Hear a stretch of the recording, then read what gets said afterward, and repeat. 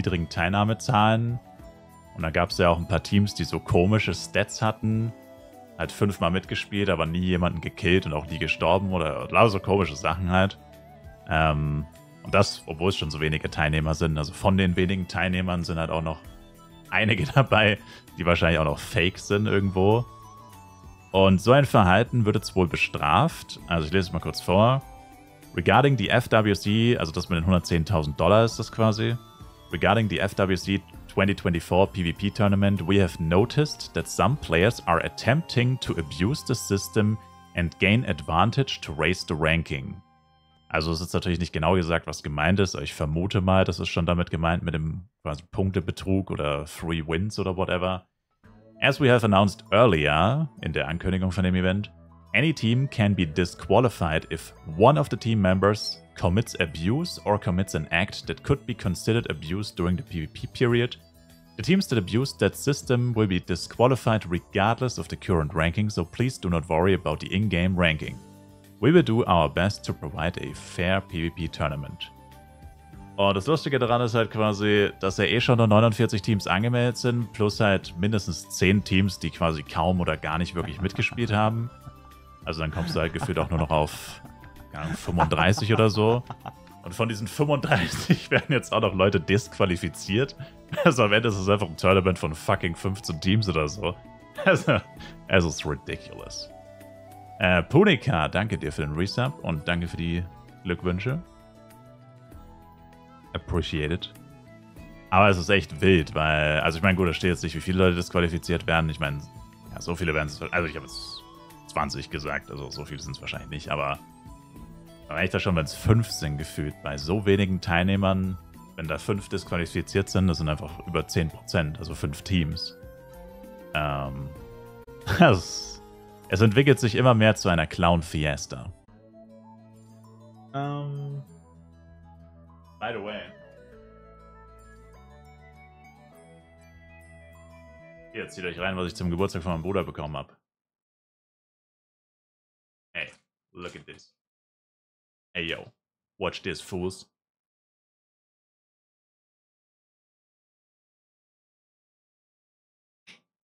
Weep Nation, baby. Weep to the motherfucking nation, motherfuckers.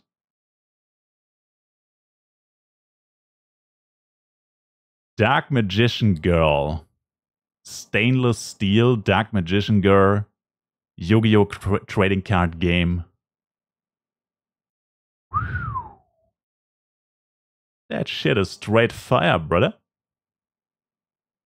That shit is straight fire, baby. Sexy. Kannst du mal rausholen? Ich hole ihn jetzt nicht raus, Shibasa. Das mache ich nicht mehr on Stream. So. Ah, die bleibt da drin. Die kommt in meine Vitrine. Die kommt in meine Vitrine. Ich habe einfach keine Zeit nicht. Ich habe einfach keine Zeit.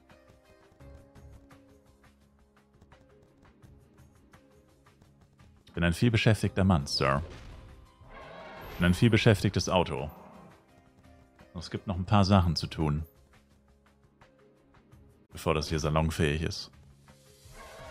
Du bist bei 1,4 bis 1,5 Millionen DPS, hab zweimal Gold mit Sagas Crystal Stacks und meinen Schmuck auf dem anderen Char, deswegen hatte ich ein cleanes Set und hab nichts gemerkt. Ach so. Entschuldigung. Mein Fehler.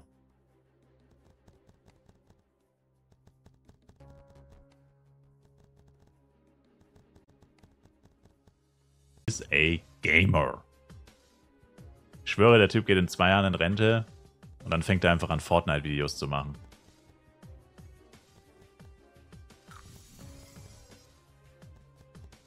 In 2 Jahren einfach Ronaldo Fortnite-Streams. Mit seinem Sohn. Und zurück zur ursprünglichen Frage, ob sich beim 1v1 halt mehr die Ohrringe oder der Ring lohnen. Also grundsätzlich würde ich eigentlich sagen, die Ohrringe. Aber es kommt halt darauf an, auf welcher Stufe du sie eintauscht. Ja. Was genau der Trade-off ist. wie viel STR und wie viel Crit Damage du gegen wie viel Zusatzschaden tauscht. Eigentlich sollten es die Ohrringe sein. Zumal sie ja zumindest was Fragmente angeht, auch günstiger sind. Also sie müssen grundsätzlich immer ein bisschen günstiger sein, weil es jetzt echt nicht so viel Unterschied macht. Das sind 120 Fragmente. Ja, das sind, was weiß ich, 300 Mio, 500, 600 vielleicht auf FEC, keine Ahnung. Ich meine, das ist nicht unerheblich, aber wenn jetzt, keine Ahnung, Schmuck für 10 Milliarden kaufst oder so, dann machen die 500 Mio mehr oder weniger auch nicht mehr so viel aus.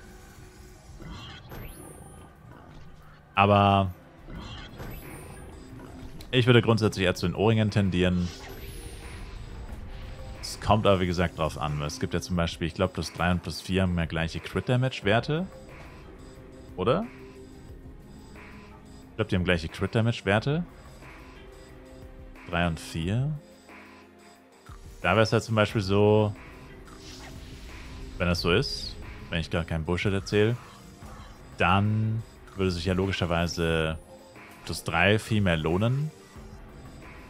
Bei einem Ring.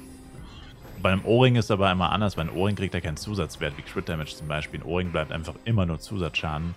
Und dann könnte man sich natürlich auch gucken, wie viel Bonusschaden kriegt der Ring von 0 versus 4 und wie viel kriegt er oder wie viel kriegt der Ring von 0 versus 4.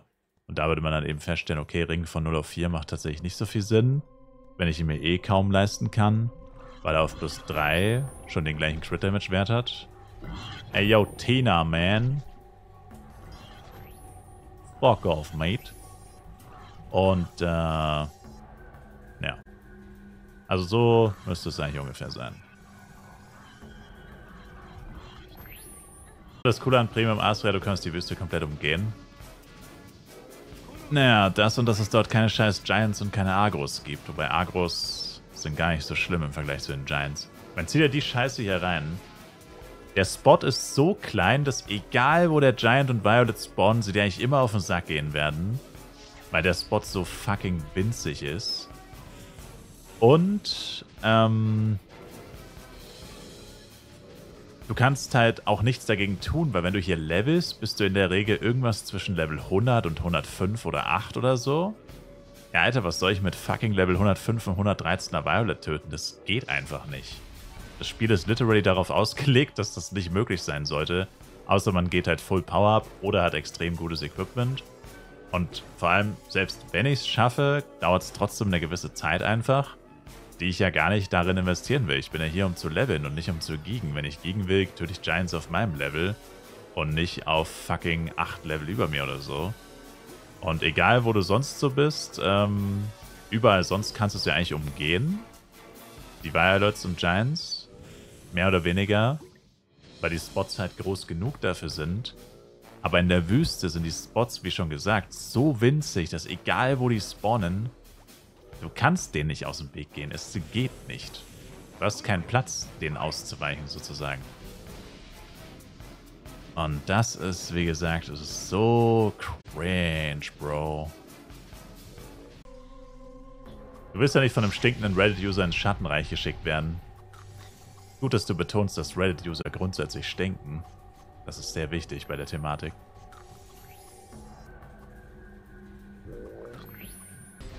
Weil das cool ist, nicht nur zu Hause zu hocken. Nein, du hast da was falsch verstanden. Es ist verdammt cool, nur zu Hause zu hocken. Look at me, boy. Look at me, young fella. Hey. Will ich euch heiß machen, Haze? Ihr seid doch schon heiß. Arr. Hold up.